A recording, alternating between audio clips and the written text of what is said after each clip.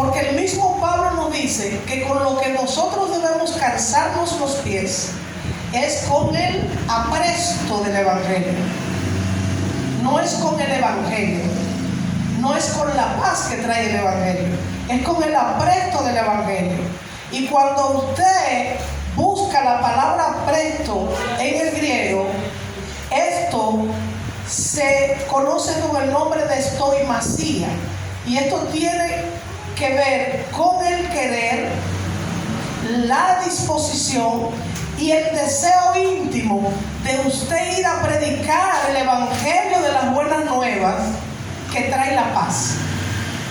Entonces, usted puede ser el erudito más grande, usted puede tener el conocimiento más grande, usted puede vivir en paz al conocer a Cristo y tener una relación con Cristo en paz. Usted puede estar en bonanza, usted no puede tener ningún problema ni de salud, ni económico, ni espiritual, y mucho menos de conocimiento.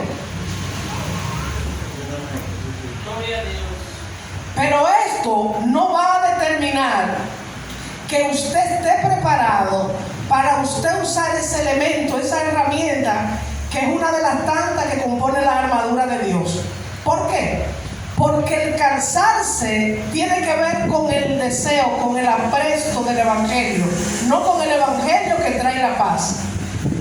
Por eso, cuando miramos el término de estoimasía, lo que Pablo quiso decir es que calzaos los pies con el deseo, el querer, la disposición íntima que debe tener cada creyente de predicar las buenas nuevas de salvación que traen paz.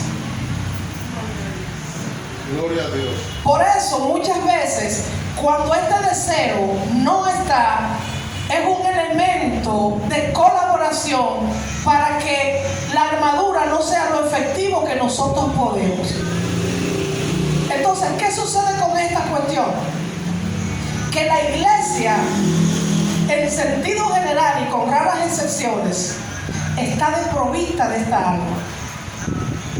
Porque hoy tenemos ministerios y que forman parte de los 5 ministerios evangelistas, pero lo que son actores de púlpitos. Son gente que buscan estrellato, son gente que buscan reconocimiento, pero que nada tiene que ver con la evangelización. Si bien es cierto que predican un mensaje que puede llenar en un momento determinado, que las palabras pueden penetrar en un momento determinado, lo bien es cierto que no están cumpliendo ninguno de los ministerios que Cristo dejó. Porque ser evangelista significa salir en determinado tiempo, de 2 en 2, como la Biblia nos manda, e ir por casa esperando que nos echen boche, que nos murmuren, que nos detracten y que hagan todo lo que quieran, cosa que no lleva ningún estrellato ni ningún reconocimiento de parte de los hombres. Yo dije en la clase pasada o antepasada que daba pena y vergüenza que ciertas religiones que muchos de nosotros profesamos como secta están haciendo lo que Cristo mandó y de la forma que Cristo mandó. Y decía que en Valiente estaban los mormones y que ellos eran simplemente 4 Eider, y que esos 4 Eider peinaban la zona de Valiente entero. Se levantaban a las 8 o 8:30 y todavía a las 8:30, ahí está el varón de testigo, a las 9 estaban en la casa hablando del Evangelio. Pero también tratando de que este Evangelio no se quede en palabras, sino que vaya a los hechos. ¿Qué vamos a hacer? Necesita que te ayude a pintar, lavar el carro, bañar el pelo, todo lo que se quiera. ¿Por qué? Porque este Evangelio tiene que ser predicado para testimonio, no por testimonio, sino para testimonio.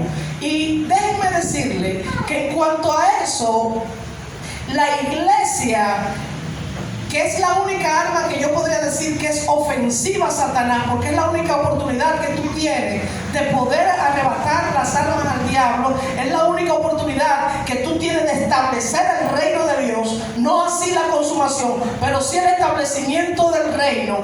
Nos quedamos atrás.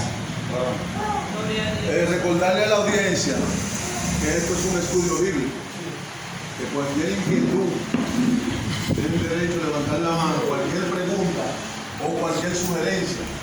O sea, no es un monólogo, no es un mensaje, es un estudio. Y el maestro nos ha acostumbrado a que todos participemos. Yo tengo una pregunta. Entonces, usted dice, hay unas, le llamamos cestas, que están haciendo el trabajo que deberían hacer. Por lo menos en cuanto a lo que tiene que ver con un elemento de la armadura de Dios. Exacto. Ahora bien, eso significa, usted quiere decir como que hay salvación y mensaje. Bueno, lo primero es que tendríamos que entender cuáles son sus doctrinas, en qué creen ellos. Y a partir del conocimiento que tenemos bíblicamente, pues entonces establecemos si realmente están en el camino correcto, si realmente son de salvación, porque muchas veces estas personas tienen verdades que nosotros las tenemos por mentira. Por ejemplo, mucha gente dice que los testigos de Jehová no creen en Cristo. Eso es mentira. Eso es mentira totalmente. Pero la propaganda y la falacia es lo que hace que tú te alejes y puedas tener la oportunidad de conocer ciertas verdades en Cristo y de Cristo que el pentecostalismo no te dice. Hermano Carlito. Sí, gracias, hermano. Dios le bendiga a todos, hermano. Amén, amén. Ya, para los que no conocen, me llamo Paulino, me llaman así, me llaman para otro lado, hermano. Hay una parte muy especial. Y colaborando en ese sistema, te voy a decir algo. Da pena y vergüenza que un hombre que no andaba en el camino fuera más inteligente que los que están en el camino, de tocar ciertos temas. ¿En qué me refiero? A Gamaliel. Se estaba tocando un tema y él en medio de la reunión en el Senadrín, él dijo esta palabra: dejen a esta gente tranquilo, no vaya a hacer cosas que choquemos con el mismo Dios. Entonces hay temas los cuales yo quisiera que se eliminen y se reserven, porque a veces nosotros sin querer chocamos con el mismo Dios. Esa es mi respuesta, mi consejo que yo tengo dentro de la aplicación espiritual. Dejemos esto a Dios, que si ellos en verdad salieron de Dios, salen de Dios, van a permanecer. Ahora, si no es así, se desvanecerán en el camino. Bueno, mira, yo opino como, oigan bien, que se debería traer un estudio hablando de las religiones. Ahora estamos hablando de la salvadura de Dios. Pero voy a recalcar también que hay religiones que se apartan totalmente de la verdad. Que hay muchas religiones que no tienen ningún tipo de fundamento bíblico, o sea que son doctrinas de hombres. Con eso no se llama ninguna. Por ejemplo, en el caso de lo que usted refiere sobre lo que tiene que ver con la iglesia de los testigos de Jehová, y a lo que mencionó ahorita, que hacen un trabajo de 2 en 2 en un horario determinado, que no hay una dedicación en la mayoría de iglesias pentecostales, no se hace. Las iglesias, por ejemplo, de los testigos de Jehová, que yo tengo un pleno conocimiento porque yo me crié en esa doctrina. 22 años estudiando con ellos. Wow. Yo sé lo que estoy hablando. Hay cosas, como en todas las organizaciones, que no están completas. Exactamente. Hay personas, por ejemplo, en el tema de Haití, que yo digo, no, en Haití comen gente. no han ido nunca. Y no es así. Ahora, yo he ido a los testigos de Jehová, yo sé cómo se comportan más o menos. Los mormones, que no son mormones, le dicen así. Pero esa iglesia se llama Iglesia de Jesucristo de los Santos, los últimos días. Y predican el Evangelio de Jesucristo.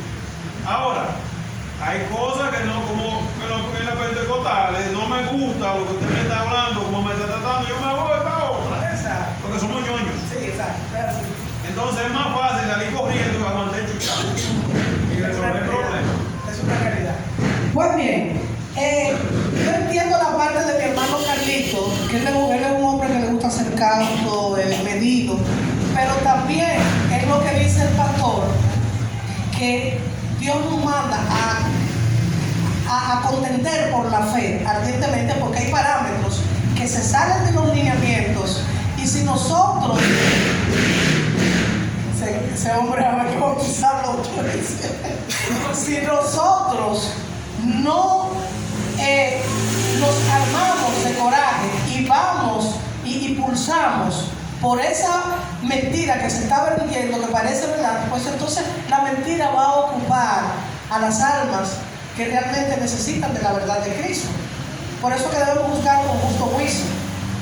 Para esto son estos estudios, para que el conocimiento de Dios, de su verdad, prevalezca en nosotros, forme nuestro carácter y nosotros podamos no simplemente enseñarlo de labios, sino de hechos, que sean tangibles. Dígame, Anderson. O sea, por ejemplo, en base al tema que se está tocando, el día que yo estábamos compartiendo, la noche aquella, con la línea de los elders, ellos son de la Iglesia de Jesucristo, ¿verdad? Sí. De los últimos días, no sé si son bautistas, no sé. Nosotros tocamos un tema a la cual ellos estaban equivocados en algo, recuerden, y yo se lo puse a colación dentro del tema que estábamos estableciendo en el momento. Incluso el varón le explicó algo respecto al conocimiento que él tiene, a lo que él entendía, y esa gente, escuchando lo que el varón le dijo, entendieron lo que el varón dijo y terminaron diéndole la razón. O sea, si hubiese sido otro tipo de pentecostales, se va al bollo con ellos. Sí. Exacto. Y bravo. Exacto. Entonces, ¿qué pasa? En relación a lo del calzado del Evangelio, y es que realmente nosotros buscamos más bien los dones espirituales, nos enfocamos más en los dones espirituales que en la armadura de Dios. Y recuerden que cuando comenzamos la clase, yo decidí incluir dos elementos, que era el don del Espíritu y los dones espirituales. Pero en ese elemento de los dones espirituales nos enfocamos y olvidamos las otras armaduras. Yo digo, y a veces cuando me toca la oportunidad de decirlo, yo digo que las iglesias en su mayoría están creciendo porque las mujeres paren. Pero no porque hay una real evangelización, no porque se está dispuesto, no porque hay ese deseo íntimo de poder evangelizar. Y al no tener el deseo, entonces hay un segundo y tercer elemento que nos hace más idiotas en cuanto al uso de esa arma: el desconocimiento y lo aplicativo, lo adquisitivo y lo accesible, que es la gracia del Señor. Entonces, nosotros los pentecostales, porque tengo que hablar porque soy pentecostal, cogemos un volantico y vamos, mira, Cristo te ama, Cristo quiere salvar, Cristo te ama, Cristo quiere salvar. Y así hacemos un recorrido de 20,000 personas en una hora. Cuando realmente evangelizar es tomarse el tiempo, es hablar de temas que son sumamente importantes, es hablar de nuevo nacimiento, es hablar de redención, es hablar de justificación, es hablar de santificación, es hablar de los beneficios de la gracia, es hablar del carácter de Cristo en tu vida, es hablar de la promesa. Pero para eso se necesita tiempo y, como dice Carlita, y conocimiento. Porque cuando tú me dices a mí, mira, varón, Cristo te ama, estoy hablándote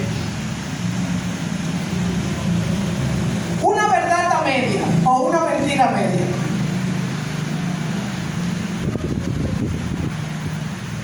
usted me dirá, ¿pero por qué, varón?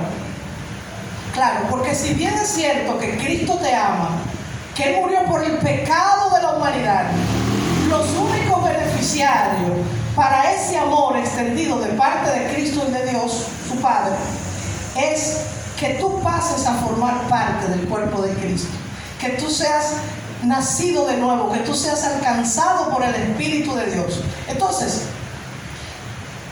aparte de eso, se nos añade, no, porque tú sabes que Cristo ama al pecador, pero aborrece el pecado. Tamaña mentira.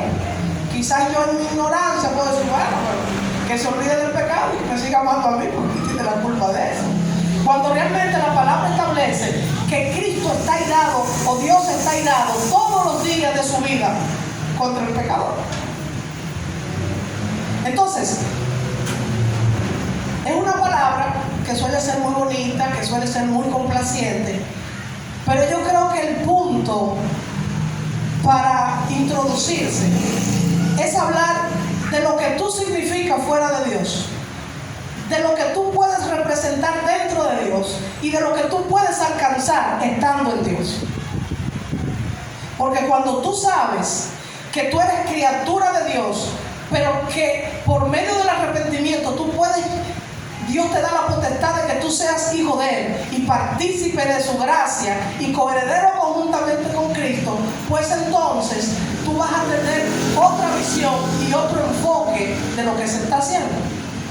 Por ejemplo, cuando yo era estudiante de la primaria y del bachillerato, el maestro me decía, mire, ustedes tienen cero. Dependerá de ustedes y de su aplicación si ustedes llegan a los 100 puntos.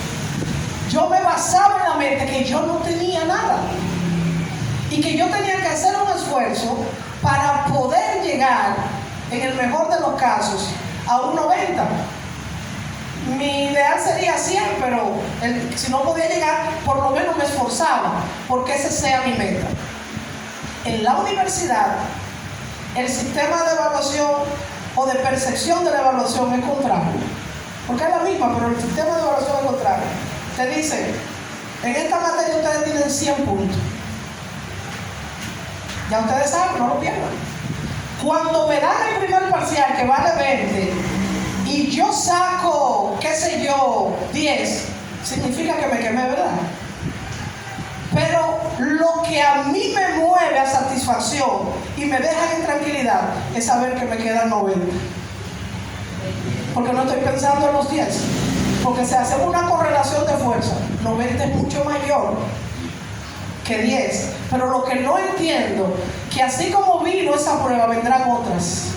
Y que si no me esfuerzo, ellas mismas van a ir restando. Y cuando quiera abrir los ojos, no soy digno de poder pasar la materia. Por eso nuestras evangelizaciones son tan toscas, son tan superficiales. Creamos cristianos evangélicos de ambientes controlados. Que voy a la iglesia, me congrego lunes, martes, miércoles, si me da una oportunidad, canto, oro, hago lo que sea. Pero si el hermano Carlito me corrigió en algo, ya estoy contra el hermano Carlito, porque él tiene algo contra mí. ¿Por qué? Porque mi mover en Dios, lo que yo he aprendido de Dios, fue en base a una verdad que si la filtramos por las Escrituras, puede ser una mentira. ¿Me entienden? Por ejemplo, vamos a Hebreos, capítulo 2. Y vamos a estar leyendo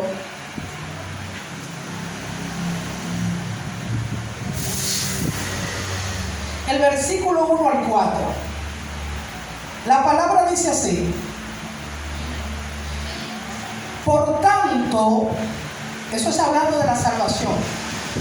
Por tanto, es necesario que con más diligencia atendamos a las cosas que hemos oído, no sea que nos deslicemos, porque si la palabra dicha por medio de los ángeles fue firme, y toda transgresión y desobediencia recibió justa retribución, ¿cómo escaparemos nosotros si descuidamos una salvación tan grande, la cual, habiendo sido anunciada primeramente por el Señor, no fue confirmada por los que la oyeron, con señales y prodigios y diversos milagros y repartimiento del Espíritu Santo según su voluntad? Ese es un texto que una inmensa mayoría de nosotros los cristianos evangélicos, principalmente del orden pentecostal, lo conocemos, para demostrarnos a cada uno de nosotros que la salvación se pierde. Mira lo que dice, que cómo vamos a escapar si descuidamos una salvación tan grande. Tú ves que por eso es que hay que cosas.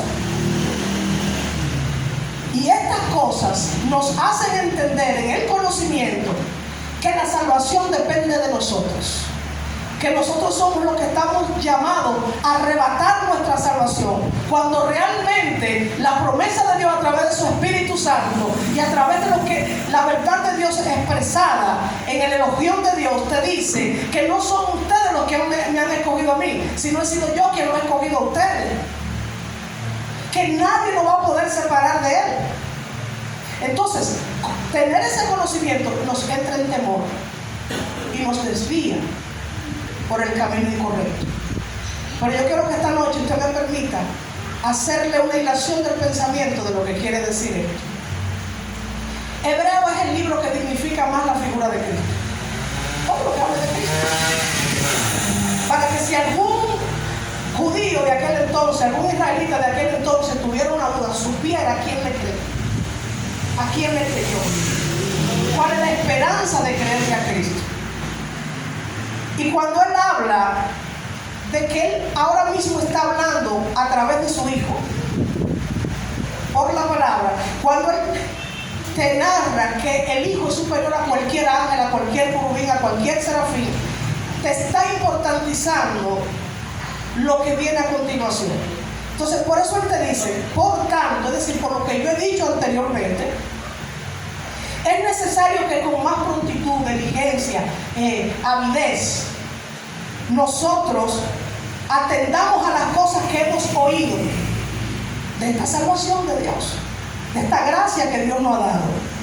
No sea que nos deslicemos, es decir, no sea que desatendiendo la verdad de Cristo, lo que está escrito en su palabra, nos deslicemos a buscar otras cosas que no son, vayamos por el norte que Cristo no quiere que vayamos. Entonces dice, no sea que nos deslicemos, porque si la palabra dicha por medio de los ángeles fue firme, pero ¿cuál palabra? La palabra de la ley, los ángeles.